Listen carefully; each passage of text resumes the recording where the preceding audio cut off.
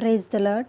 ఎడారిలో సెలయేర్లు అనే ఆధ్యాత్మిక పుస్తకంలో నుండి ఈరోజు దేవుని వాక్య భాగము మార్కు సువార్త 9వ అధ్యాయము 26వ వచనం.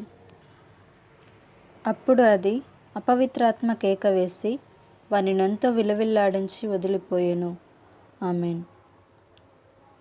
దురాత్మ చివరిదాకా పోరాడకుండా ఎప్పుడూ తన స్థానాన్ని వదిలి వెళ్ళదు.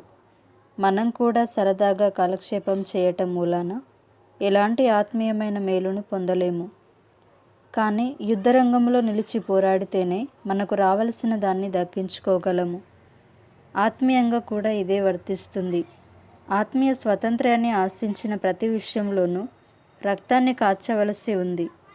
నెమ్మదిగా వాదిస్తే అపోల్లోను పారిపోడు. దారికి అడ్డంగా పరుచుకొని నిలబడే ఉంటాడు. మనము కన్నీళ్ళు రక్తం కాచి మన దారిని సుగమం చేసుకోవాలి. ఇది మనం గుర్తుంచుకోలేకపోతే మనకున్న ఇతర భారాలకి ఈ అజ్ఞాన భారాన్ని చేర్చుకున్న వాళ్ళం అవుతాము. మనం తిరిగి పుట్టింది శిశు సంరక్షణ కేంద్రాల్లోనే మెత్తని పట్టుపరుపుల్లో పడుకోవడానికి కాదు, ఆరుబయట నిలబడి తుఫాను తాకిడిని తట్టుకోవడానికే.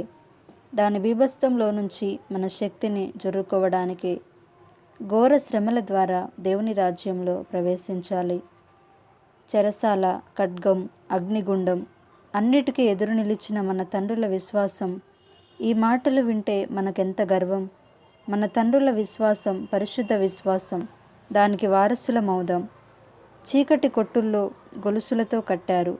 వాళ్ళ మనసులు, ఆత్మలు స్వతంత్రాలే. వారి సంతానం అదే దారిన వెళ్ళగలిగితే ఎంత మేలు, అది వాళ్ళకెంత క్షేమం. ఆమేన్.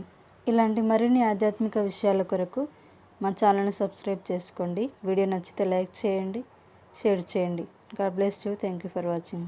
ఆమేన్.